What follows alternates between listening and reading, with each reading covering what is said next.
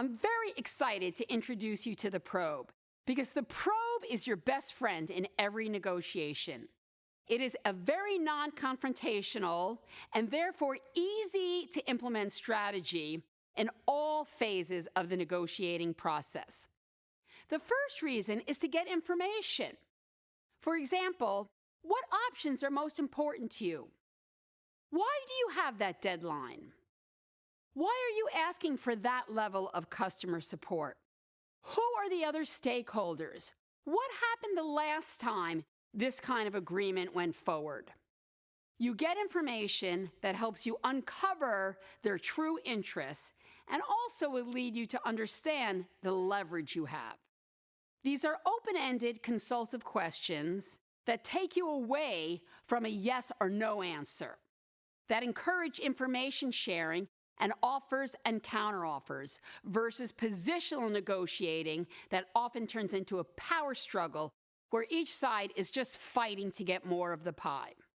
The second reason we probe is to encourage our counterpart to put an offer or counteroffer on the table. For example, you made an offer and your counterpart said no. So you probe for understanding. Now you need to encourage them to put another offer on the table because no one should ever make two offers in a row. When you make two offers in a row, who are you basically negotiating with? Yourself. They say, can't do it. No, not possible. So you probe. And then at some point, you need to say, what is possible? Where do we go from here? What would make that possible? How can you be flexible? Or you just plain say, then make me a counteroffer. You also probe when you need to say no to their offer. This is actually called a no probe. You use this all the time probably, but you don't realize it's a no probe. For example, you might say, sharpen your pencil, work with me. You're busting my chops. Maybe if you're in certain parts of the world, you might use a probe that sounds like this. We're hugging, but we're not kissing. That doesn't make my socks go up and down. That dog don't hunt. That brings tears to my glass eye. Pretty clear you just said no without saying no. Laughing is a no probe. Going, that's a no probe. So you might employ some of those. Now, what you do after you probe is extremely important for it to work. And delivering the probe is a lot like fishing.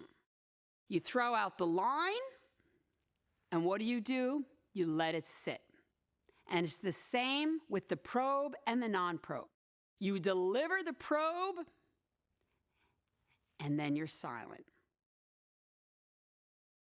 Because that silence will give a very clear message that you're expecting a response and an answer.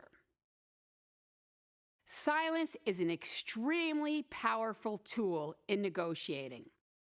And I really, really encourage you to use silence. You'll be surprised at the kind of concessions you get. So in summary, we probe to understand our counterpart's positions and true interests.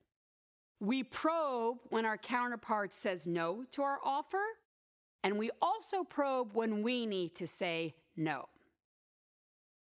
Personally, my goal is to formulate at least 20 probing questions while I'm preparing for an important negotiation. It's very challenging, and this challenge opens my eyes to how many assumptions I'm making about my counterpart, which leads me to probe more, which results in a much richer negotiated agreement.